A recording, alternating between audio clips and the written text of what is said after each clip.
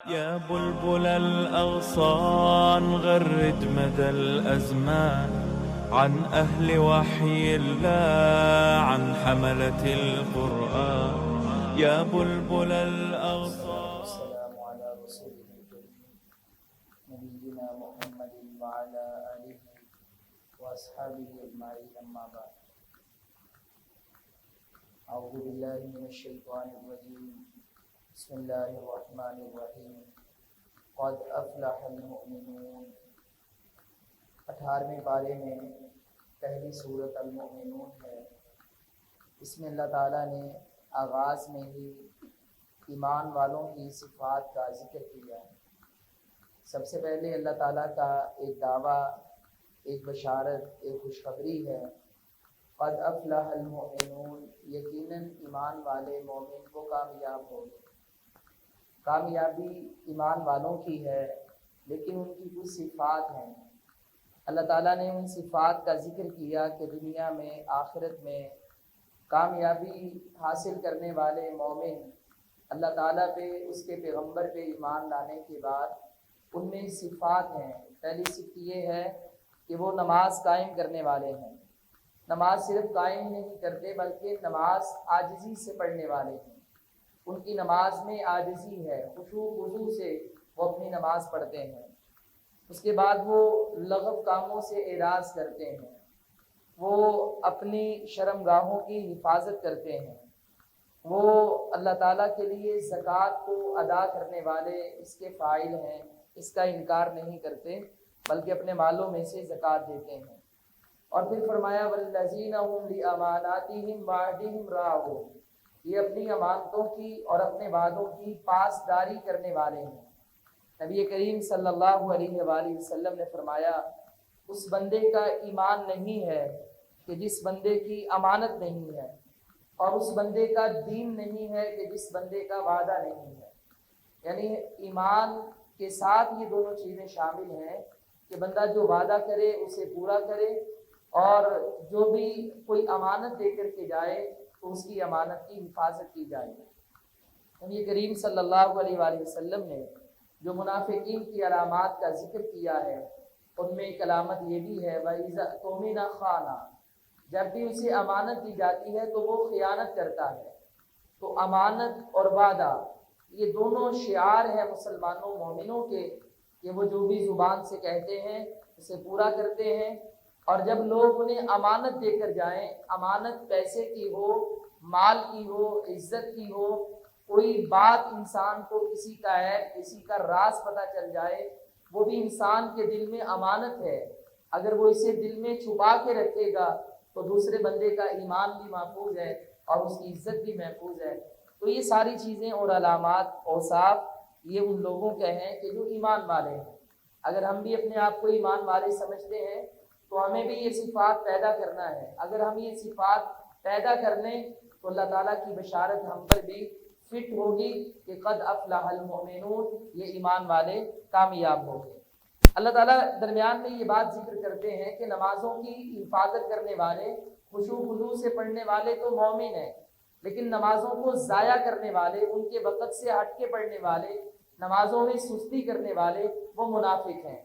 اور اس کے بعد اللہ فرماتے ہیں یہ جو ایمان والوں میں صفات پیدا ہو جائیں، اولئک هم الوارثون، یہ وارث بن گئے. یا الذین یرثون الفردوس، وارث بھی کس کے؟ فردوس کے وارث بن گئے. اللہ تعالیٰ نے بہت جنتیں بنائی ہیں، لیکن جنتوں میں سب سے اعلیٰ جنت جو اللہ کے عرش کے نیچے ہے وہ جنت الفردوس ہے. نبی علیہ السلام نے اسی لیے اپنے امتیوں کو یہ تلقین کی کہ جب بھی تم اللہ تعالیٰ سے دعا کرو تو دعا میں جنت الفردوس کا اللہ سے سوال کرو، کیونکہ اللہ تعالیٰ نے سب سے اعلیٰ اور بہترین یہ جنت بنائی ہے. اس کے بعد اللہ تعالیٰ انسان کی تخلیق کے جو مراحل ہیں جو ہم نے پچھلی صورت میں کل بیان کیے، اس کا یہاں پہ دوبارہ سے ذکر ہے کہ اللہ تعالیٰ نے انسان کو مٹی سے، ایک نطفے سے پیدا کیا، پھر اس کا ایک ڈھانچہ بنا، پھر گوشت اس کے اوپر چڑھایا، پھر اس میں روح پھونکی گئی، پھر اس کے بعد اسے پیدا کیا گیا. یہاں بھی ایک بات ہے، رسول اللہ صلی اللہ علیہ وسلم کی حدیث مبارکہ ہے صحیح بخاری کی. آپ نے فرمایا کہ اللہ تعالیٰ جب بھی کوئی بچہ شکم مادر میں ابھی 120 دن کا ہوتا ہے، 3 ماہ کا، اللہ تعالیٰ آسمان سے فرشتہ بھیجتا ہے، 4 ماہ 120 دن، فرشتے نے آ کے کیا کرنا ہے؟ وہ اس کی سب سے پہلے اللہ کی طرف سے جو روح اللہ کا حکم ہوا ہے، روح پھونک دی جاتی ہے، اس سے یہ جاندار ہو جاتا ہے۔ پھر اس کے بعد جو بھی اللہ تعالیٰ نے لوح محفوظ میں اس کا عمر، اس کا عمل، اس کا رزق، اس کا مرنے کا مقام، ساری چیزیں وہ لا کر کے اس کے نامہ اعمال میں درج کر دیتا ہے۔ تو یہ انسان کو جو ملنا ہے، میں نے جو کمانا ہے، میرا جو رزق میرے مقدر میں لکھا ہے، میں نے کب مرنا ہے، کہاں مرنا ہے، میں نے اعمال میں کتنا آگے بڑھنا ہے، اللہ تعالیٰ کا علم یقینی ہے۔ اللہ نے اپنے مستقبل کے علم کے اعتبار سے یقینی بات ہمارے نامہ اعمال میں درج کر دی۔ تو اس لیے انسان کو پیدا ہونے کے بعد، دنیا میں آنے کے بعد اپنے مقصد عبادت سے نہیں ہٹنا چاہیے، کیونکہ رزق تو اللہ تعالیٰ نے جو مقدر میں ہے وہ لکھ دیا ہے، نہ وقت سے پہلے ملنا ہے، نہ نصیب سے زیادہ ملنا ہے۔ تو انسان اللہ سے غافل نہ ہو، اللہ تعالیٰ سے اپنا تعلق استوار رکھے اور وہ عبادت کرتا رہے، اللہ تعالیٰ کو راضی کرتا رہے۔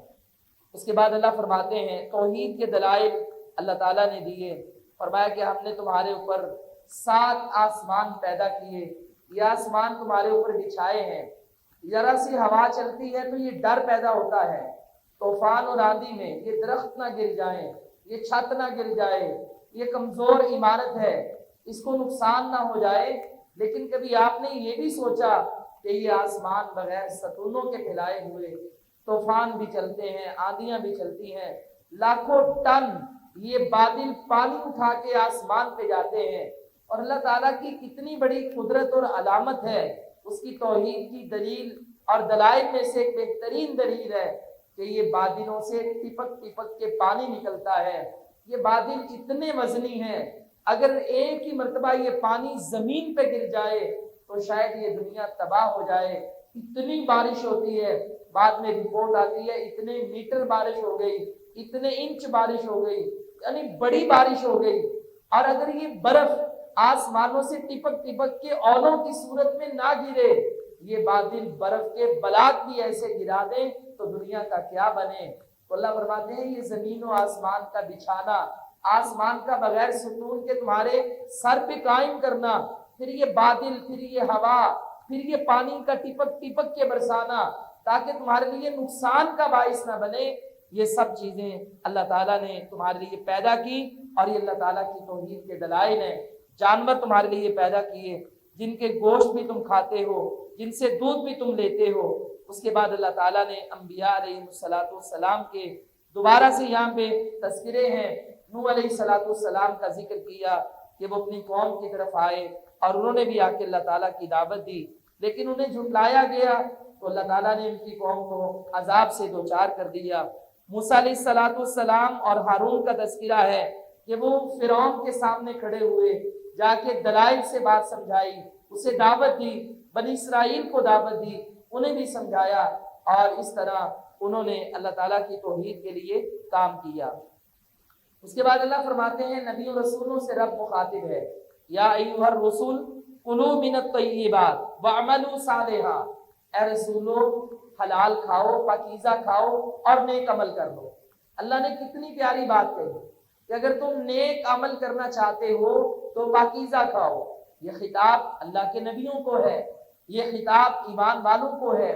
یعنی اگر ہم یہ چاہتے ہیں کہ ہماری اولادیں نیک ہوں، ہم سے نیک اعمال ہوں، تو پیٹ میں رزق حلال کا ڈالیں، کیونکہ جس کے پیٹ میں حلال کا رزق نہیں ہوتا اس کا رد عمل اچھا نہیں ہوتا۔ آپ دیکھ لیں حابیل اور قابیل کا واقعہ ہم نے پیچھے پڑھ لیا ہے، اور ایک کی اللہ تعالیٰ نے قربانی قبول کر لی، ایک کی قربانی ریجیکٹ کر دی۔ جس کی قربانی قبول ہوئی حابیل کی، اس نے کہا انما یتقبل اللہ من المتقین، اللہ تعالیٰ اس کی قربانی قبول کرتا ہے جو متقی ہو، جس کا مال پاک صاف ہو، جس کا مال پاکیزہ نہیں، حرام کی آمیزش ہے، اللہ اس کا عمل قبول نہیں کرتا۔ دوسرے نے کہا اچھا تیری قربانی قبول ہو گئی، میں تجھے قتل کروں گا۔ اب جس کے پیٹ میں حرام تھا، جس کا رزق پاکیزہ نہیں تھا وہ کہتا ہے میں قتل کروں گا، اور جس کے پیٹ میں حلال ہے کہتا تو مجھے مارنا بھی چاہے تو میں تیری جانب ہاتھ بھی نہیں اٹھاؤں گا، قتل کرنا دور کی بات۔ یعنی پیٹ میں رزق حلال کا وہ تو عمل اچھا ہے، حرام کا ہے تو رد عمل اچھا نہیں ہے۔ اگر ہم یہ چاہتے ہیں، اللہ کہتا ہے حلال کھاؤ اور نیک عمل کر لو، رزق حلال کا کر لیں اپنا اور اپنی اولاد کا، تو اللہ تعالیٰ ان کو اعمال میں بھی نیک اور صالح بنا دے گا۔ اس کے بعد اللہ تعالیٰ نے اسی پارے میں سورہ النور وہ نازل فرمائی۔ یہ سورت مدنی سورت ہے، یہ اس وقت نازل ہوئی کہ جب رسول اللہ صلی اللہ علیہ وسلم ایک غزوے سے واپس لوٹ رہے تھے، تو آپ نے اپنے صحابہ سے رات کو چلنے کا کہا۔ صحابہ کرام نے اللہ کے نبی کی زوجہ سیدہ عائشہ رضی اللہ تعالی عنہا، جن کا آج یوم وفات ہے 17 رمضان المبارک غزوہ بدر کے ساتھ ساتھ، تو ان کا کچاوا بھی صحابہ نے اٹھایا اور اونٹ پہ رکھا اور قافلہ چل پڑا۔ لیکن یہ کچھ دیر پہلے قضائے حاجت کے لیے گئی، ان کا ہار گم ہو گیا، دوبارہ پھر تلاش کے لیے نکلی تو قافلہ چل پڑا۔ صحابہ نے پوچھا ہی نہیں کہ ماں جی اندر ہے یا نہیں، کم عمر تھی، کم سن تھی، ایسے ہی کچاوا اٹھایا، سواری پہ رکھا، یہ پلان اور پھر قافلہ چل پڑا۔ جب یہ واپس آئی تو دیکھا کہ قافلہ تو نکل چکا ہے، انا للہ و انا الیہ راجعون، اور لیٹ گئی وہاں پہ۔ تو ابھی پردے کے احکامات جب نازل نہیں ہوئے تھے تو صفوان رضی اللہ تعالیٰ عنہ، جن کی اللہ کے نبی نے ڈیوٹی لگائی تھی کہ قافلے میں جو پیچھے آنے والے ہیں کو رہ جائے اسے ساتھ لے آنا، انہوں نے ان کو دیکھا تھا۔ تو حضرت عائشہ سوئی پڑی ہیں تو وہ آئے، ان کی نظر پڑی اور انہوں نے آپ کو آواز دے کر کے اٹھایا اور انا للہ پڑھا، تو یہ اٹھ پڑی، بیدار ہو گئی۔ تو نبی علیہ الصلوۃ والسلام نے، آپ کی زوجہ نے انہیں بتایا کہ اس طرح میں پیچھے رہ گئی قافلے سے۔ تو حضرت صفوان نے انہیں اونٹ پہ سوار کیا اور چل پڑے۔ اب صبح کا وقت ہوتا ہے، سورج نکل چکا ہے، مدینے کے قریب قافلہ ہے، صفوان بھی حضرت عائشہ کو لے کر قافلے میں پہنچ گئے۔ عبداللہ بن ابی کی نظر پڑ گئی اور دیگر منافقین کی بھی نظر پڑ گئی۔ ان لوگوں نے نبی علیہ الصلوۃ والسلام کے بارے میں پلان بنایا اور کہا کہ یہ بڑا اچھا موقع ہے کہ آپ کی عزت کو داغدار کیا جائے۔ چنانچہ انہوں نے سازش کی، پلاننگ کی۔ کچھ دنوں بعد یہ خبر لانچ کر دی کہ صفوان کے ساتھ سیدہ عائشہ آ رہی ہیں، تو لہذا ان دونوں کا آپس میں غلط چکر ہے معاذ اللہ۔ اتنا غلیظ الزام لگایا کہ نبی علیہ الصلوۃ والسلام، صحابہ کرام ایک مہینہ تک اتنے پریشان ہوئے کہ آپ نے ایک دن صحابہ کو اکٹھا کیا، حضرت عمر سے رائے لی کہ اللہ کے نبی، آپ یہ ایسا نہیں ہو سکتا کہ آپ کی بیوی میں یہ عیب ہو۔ آپ نے حضرت علی سے رائے لی، حتیٰ کہ بریرہ سے رائے لی، وہ آزاد کردہ غلام کی حضرت عائشہ کی۔ انہوں نے کہا اللہ کے نبی اس کے بارے میں ایسا بھلا سوچنا بھی دور کی بات، وہ تو اتنی بھولی بالی سادی آپ کی بیوی ہے، کم سن ہے، وہ تو سوئی ہوتی ہے تو بکری آ کے آٹا کھا لیتی ہے، یعنی اتنی بے پرواہ غافل، کوئی ایک بہت زیادہ بڑی میچور خاتون بھی نہیں ہے، تو بھلا اس کے بارے میں ایسا الزام یہ لگانا۔ نبی علیہ الصلوۃ والسلام نے کہا کہ کون بندہ ہے کہ جس نے مجھے تکلیف دی، یعنی عبداللہ بن ابی، جس کی تکلیف پہلے باہر تک تھی، اسلام تک تھی، مسلمانوں تک تھی، میری ذات تک تھی، اب یہ ظالم میرے گھر میں پہنچ چکا ہے، کون مجھے اس سے نجات دے گا؟ صحابہ کھڑے ہوئے، اللہ کے نبی آج ہی اسے قتل کر دیتے ہیں۔ لیکن چونکہ وہ بھی انصاری قبیلے سے تھا اور انصاری صحابہ کرام کی اس سے رشتہ داریاں تھیں، تو ایک فتنہ فساد پیدا ہونے کا خدشہ پیدا ہوا، تو نبی علیہ الصلوۃ والسلام نے روک دیا۔ حضرت عائشہ رضی اللہ تعالیٰ عنہ بڑی غمزدہ، آپ کو تو کئی دن پتہ ہی نہ چلا کہ میرے بارے میں خبریں کیا اڑ رہی ہیں، باتیں کیا ہو رہی ہیں۔ تو خیر ایک مہینہ تک نبی علیہ الصلوۃ والسلام پریشان، آپ اپنے والدین کے گھر میں، سارے مومن پریشان، مومنات پریشان، اتنا گندا پروپیگنڈا کردار پہ اللہ تعالیٰ نے اس صورت میں اس بات کا ذکر بھی کیا ہے کہ لوگوں، پاکیزہ مرد پاکیزہ عورتوں کے لیے، گندے مرد گندی عورتوں کے لیے، گندی عورتیں گندے مردوں کے لیے، جو پاک دامن ہوتا ہے اس کے لیے اللہ پاکیزہ بیوی کا اہتمام کرتا ہے۔ یاد رکھیے گا ایک قاعدہ، نبی کی بیوی کافرہ مشرکہ تو ہو سکتی ہے جیسے نوح اور لوط علیہ السلام کی بیویاں تھیں، لیکن بدکارہ زانیہ نہیں ہو سکتی، یہ اللہ تعالیٰ کا فیصلہ ہے۔ اور اس لیے ہم یہ کہتے ہیں جب یہ بنی اسرائیلی روایات اکٹھی کر کے قصے کہانیاں بیان کرنے والے حضرت یوسف علیہ السلام کا آخر میں زلیخا عزیز مصر کی عورت سے نکاح ثابت کرتے ہیں تو ہم یہی دلیل پیش کرتے ہیں کہ نبی کی بیوی فاحشہ نہیں ہو سکتی. تو یوسف پیغمبر تھا اللہ کا اور وہ عورت غلط تھی, اس نے الزام لگایا, ایسی عورت کا نبی سے کبھی نکاح نہیں ہو سکتا. تو حضرت عائشہ رضی اللہ تعالیٰ عنہا اپنی ماں کے گھر میں نبی علیہ الصلوۃ والسلام تشریف لائے. آپ نے کہا اگر کوئی غلطی ہو گئی ہے تو بتا دیں.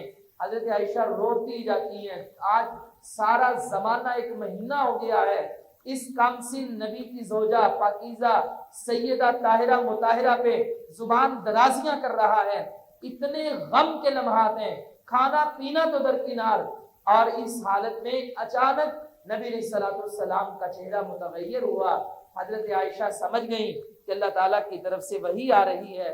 تو اچانک نبی علیہ الصلوۃ والسلام پہ وحی کی کیفیت بن گئی, اور جب یہ کیفیت ختم ہوئی تو آپ نے کہا عائشہ تمہیں مبارک ہو, اللہ تعالیٰ نے تمہاری پاک دامنی قرآن مجید میں نازل فرما دی, تو سچی تھی, تیرے سچ کو قیامت تک کے لیے اللہ تعالیٰ نے قرآن بنا کے نازل کر دیا. یہ سورہ النور نبی علیہ الصلوۃ والسلام کی بیوی حضرت عائشہ ام المؤمنین رضی اللہ تعالیٰ عنہ کی پاک دامنی کی گواہی بھی ہے. اور یہ سورت اس کو لفظ پہ لفظ پڑھنا چاہیے, حرف پہ حرف پڑھنا چاہیے. اس میں اتنے گھریلو مسائل ہیں کہ جس سے ہم سب یعنی میاں بیوی اولاد سے, والدین اپنے بچوں سے, اور ایک کمبائن فیملی سسٹم میں جو کوتاہیاں پردے کی ہوتی ہیں, اللہ تعالیٰ نے اتنے شاندار انداز میں امت کی تربیت کی کہ تاکہ یہ جو کردار کشی کے الزام لگتے ہیں, بھائی بھائی سے ناراض ہو جاتا ہے, وہ قتل و غارت میں اتر جاتے ہیں کہ میری بیوی سے اس کا غلط تعلق ہے, کسی نے کزن کو قتل کر دیا, کسی نے محلے دار کو قتل کر دیا. اللہ تعالیٰ نے وہ سارے دروازے اس صورت میں بند کر دیے کہ جن سے اس شر کا دروازہ کھلتا ہے. اللہ تعالیٰ نے بہت بڑی زبردست طریقے سے امت کی تربیت فرمائی. آغاز میں اللہ فرماتے ہیں کہ زانی مرد کا نکاح زانی سے ہو سکتا ہے, جو عورت زانیہ ہو پاک دامنہ سے نہیں ہو سکتا. اور فرمایا کہ جو مرد جو لوگ پاک دامنہ عورتوں پہ تہمت لگاتے ہیں 4 گواہ لے کر کے آئیں. اگر 4 گواہ ہوں گے تو ان کی تہمت قبول ہوگی, اگر نہیں تو پھر ان کو 80 کوڑے لگائے جائیں گے. جب یہ آیتیں اتری تو 4 صحابہ کو کوڑے لگے. ان میں ایک عورت تھی حضرت حسان بن ثابت, مستہ بن اساسہ, اور ایک یہ نبی علیہ الصلوۃ والسلام کی ساری تھی حمنہ بنت جہش, اور ایک اور صحابی تھے. 4 کو کوڑے لگے 80 کیونکہ یہ بھی منافقین کے پروپیگنڈے میں آ گئے. یہ بلا ان کو نبی علیہ السلام کے گھر میں شک نہیں تھا, لیکن منافقین کا پروپیگنڈا اتنا زہر آلود تھا, ایک ایک بندے کو پکڑ لیتے اور اسے یہ داستان سنانا شروع کر دیتے. اچھا بلا بندہ اس کا دماغ جو ہے وہ پریشان ہو جاتا کہ یہ سچے ہیں یا وہ سچا ہے. تو یہ مائل ہو گئے تھے. اللہ تعالیٰ نے نبی علیہ الصلوۃ والسلام کو کہا جنہوں نے پروپیگنڈا کیا منافقوں کو سزا نہیں دینی, انہیں کوڑے نہیں لگانے, وہ تو جہنمی ہیں, ان کا تو کل قیامت والے دن اللہ علاج کرے گا. جو ایمان والے ہیں, جو پروپیگنڈے میں جن کا طبیعتوں کا ملان ظاہر ہوا, انہیں 80 کوڑے لگائے تاکہ آئندہ یہ کوئی مذاق نہیں ہے کہ جو مرضی بندہ اٹھے اچھے بھلے بندے پہ تہمت لگا دے زنا کی, اچھی بلی پاک دامنہ عورت پہ زنا کی تہمت لگا دے, زندگی بھر کے لیے اس کی عزت خاک میں ملا دے. خبردار, اسلامی معاشرے میں اگر کسی نے زنا کرتے کسی کو دیکھا ہے, 4 گواہ ہیں تو لائے, اگر وہ اکیلا ہی گواہ ہے اسے زبان کھولنے کی اجازت نہیں ہے. یہ اللہ رب العالمین نے قانون بنا دیا. اگر کوئی تہمت لگائے گواہ نہ لائے 80 کوڑے لگاؤ. اس کے بعد میاں بیوی اگر ایک دوسرے پہ تہمت لگا دیتے ہیں تو وہ گواہ کہاں سے لائیں؟ تو اللہ تعالیٰ نے ان کے لیے لعان کا حکم نازل کیا کہ ان کی آپس میں ایک دوسرے کے ساتھ قسمیں اٹھواؤ. اگر جو جھوٹا ہے وہ واضح کر دے کہ میں نے بیوی پہ غلط الزام لگایا, بیوی سچی ہے یا جھوٹی ہے. دنیا میں یہ ایک دوسرے کے ساتھ تعلق ختم کر لیں, صحیح کر لیں, اس معاملے میں نہیں تو لعان کرواؤ, قسمیں اٹھا کر ان دونوں کو ہمیشہ کے لیے ایک دوسرے سے جدا کر دو. زندگی میں ان کا کبھی نکاح نہیں ہو سکتا. اب ان میں سچا جھوٹا کون ہے, کل قیامت والے دن اللہ تعالیٰ اس سے حساب لے گا. اس کے بعد اللہ تعالیٰ نے وہ گھریلو مسئلے بیان کر دیے. فرمایا پہلا مسئلہ گھر میں جب داخل ہو تو سلام کرو باہر کھڑے ہو کر, اجازت دو 3 مرتبہ دستک دو, اجازت ملے تو اندر جاؤ وگرنہ اجازت نہیں ہے. ہمارے ہاں ہوتا کہ خاص کر دیہاتوں میں غیر محرم رشتہ دار, دور کے رشتہ دار ہوں گے, محلے دار ہوں گے, اجازت بھی نہیں لیتے, پردہ اٹھاتے ہیں, دروازہ کھولتے ہیں اور جناب سلام کرتے کرتے کمرے کے آخر تک پہنچ جاتے ہیں. اور بھائی تمہاری اس سے کوئی رشتہ داری ہے؟ نہیں, یہ میرا بھائی بنا ہوا ہے, یہ ہمارا چاچا بنا ہوا ہے. وہ جب عزتیں تار تار کر جاتا ہے پھر سب چاچے اور بھائی نکل جاتے ہیں. اللہ تعالیٰ نے کہا نہیں, خبردار, جو تمہارا گھر نہیں ہے, جہاں غیر محرم ہے, تمہارا بھائی ہے, تمہاری بھائی کی بیوی سے تمہارا پردہ ہے, تم اس کے گھر میں جاؤ, دروازے پہ کھڑے ہو جاؤ, سلام کرو, 3 بار دستک دو, اگر تمہیں با پردہ اندر اہتمام کر کے آنے کی اجازت ملے تو جاؤ, اگر اجازت نہیں ملی تو کسی ہمسائے, کسی رشتہ دار, یعنی جہاں پہ آپ کا رشتہ کوئی نہیں ہے, غیر محرم ہے آپ, وہاں پہ اندر جانے کی آپ کو اجازت نہیں ہے. اس کے بعد اللہ تعالیٰ نے اس بات کا حکم دیا کہ مومن اور مومنات نظریں جھکا کے رکھیں. زنا کا آغاز ہی نظر سے ہوتا ہے. جب نظر ہی جھکے گی, غیر محرم مرد کو عورت نہیں دیکھے گی اور کوئی مرد غیر محرم عورت کو نہیں دیکھے گا, تو کبھی نہ وسوسہ پیدا ہوگا, نہ کسی کی طرف طبیعت میلان ہوگی اور نہ ہی برائی کا دروازہ کھلے گا. اس کے بعد اللہ تعالیٰ نے خواتین سے کہا کہ تم اپنے گھروں میں ہو, تمہارے بھائی ہیں, تمہارے باپ ہیں, تمہارے سسر ہیں, بے شک تمہارا پردہ نہیں ہے, لیکن اپنے جسموں کو, چھاتیوں کو ڈھانپ کے رکھنا. پردہ تو نہیں کر سکتی لیکن کم از کم دوپٹہ اچھی طرح زینت ایسی چھپا کے رکھو کہ جس سے کل کو برائی کا دروازہ نہ کھلے. اب سسر سے پردہ تو نہیں ہوتا, اس سے کبھی نکاح بھی نہیں ہو سکتا, لیکن اخباروں میں خبر پڑھتے ہیں کہ بہو سسر کے ساتھ دوڑ گئی اور جا کے نکاح کر لیا. ہوتا کہ نہیں ایسے؟ اب یہ معاشرے میں المیہ کیوں ہوا؟ کیونکہ بہو نے سسر جو ایک باپ کے مقام پہ تھا, پردے کا وہ لحاظ ہی نہیں رکھا. اللہ کہتا ہے کہ تمہارے سگے باپ, تمہارے سسر, تمہارے بھائی, تمہاری اے عورتوں, تمہارے بھتیجے, تمہارے بھانجے, یعنی خامد کے جو ہے وہ بھتیجے بھانجے نہیں, تمہارے اپنے بھائی اور بہنوں کے بیٹے, یعنی جو تمہارے محرم رشتے دار ہیں, جن کا پردہ نہیں ہے, لیکن جب تم نے ان کے سامنے بھی جانا ہے تو اپنی زینت کو چھپا کے جانا ہے تاکہ کوئی برائی کا دروازہ نہ کھل سکے. صرف ان کے سامنے چہرے کا پردہ نہیں ہوگا. ہاں, صرف ایک ہستی, ایک ذات ایسی ہے, وہ خامد کی ذات ہے کہ جس کے لیے تمہارا پردہ نہیں ہے, زینت بھی اس کے لیے, سارے معاملات بھی اس کے لیے, اس کے علاوہ جو محرم بھی ہیں ان کے سامنے بھی زینت کو چھپا کے رکھنا ہے. اس کے بعد اللہ تعالیٰ نے بیڈ روم کے مسئلے بتائے, جہاں پہ انسان تنہائی میں ہوتا ہے. کہا بچوں کی تربیت کرو, بچوں کی عادت, بچے چاہے چھوٹے کیوں نہ ہو انہیں بھی عادت ڈالو. اللہ کہتا ہے کہ وہ بھی تم سے سلام کر کے اجازت دے کے کمرے میں آئے, کیونکہ ایسی حالت بعض دفعہ ہوتی ہے کہ جس سے بچوں سے بھی پردہ کرنا وہ ضروری ہوتا ہے. تو کل کو تمہیں سبکی کا سامنا ہو, تم اپنی اولاد کے آگے شرمندہ ہو, تم پہلے ہی بچپن سے بچوں کی تربیت کرو, وہ کمرے میں داخل ہو, سلام کریں, ماں باپ سے اجازت دیں, خاص کر ان اوقات میں. اور اس کے بعد اللہ تعالیٰ نے نکاح کے آداب بیان کیے کہ یہ جو نکاح ہے, لونڈیاں, یہ جو تمہارے غلام ہیں, ان کا بھی نکاح کرو اور انہیں زنا کاری پہ مجبور نہ کرو. اور کوئی بھی مسلمان وہ نکاح کسی مشرکہ سے نہیں کر سکتا بلکہ مومنہ سے کرے. اور پھر اس کے بعد اللہ تعالیٰ نے اسلامی نفاذ کی بات کی. فرمایا کہ اللہ تعالیٰ جب ایمان والوں سے وعدہ کرتا ہے کہ وہ انہیں حکومت دے گا زمین میں, تو ایمان والوں کو جب بھی کسی خطے پہ حکومت ملتی ہے تو وہ اللہ کا نظام قائم کرتے ہیں, نماز قائم کرتے ہیں, زکوٰۃ کے نظام کو قائم کرتے ہیں. اس طرح اور بھی موضوعات ہیں, لیکن خاص کر اس صورت میں آئلی زندگی کے حوالے سے, خاندانی زندگی کے حوالے سے اس کو پڑھنا چاہیے ترجمے کے ساتھ, اور اس کے جو احکامات ہیں انہیں گھر میں بیان کرنا چاہیے. اور اس کے مطابق اگر ہم اپنے معاشرے کو تشکیل دے دیں, رشتہ داریاں اپنی جگہ پہ ہوں, لیکن عزت, غیرت اور با پردہ زندگی, دیور سے پردہ, کزنوں سے پردہ, غیر محرموں سے پردہ, اگر یہ جو اللہ تعالیٰ نے اس صورت میں احکام بیان کیے اور جو اس کی تشریح میں نبی علیہ السلام کی حدیث ہیں, اگر اس کو اسلامی معاشرے میں ہم لازم پکڑ لیں تو کئی برائیوں کے دروازے بند ہو جائیں اور میاں بیوی کا اعتماد سدا قائم رہے, کبھی غلط فہمیاں اور بدگمانیاں پیدا نہ ہوں. اللہ تعالیٰ عمل کرنے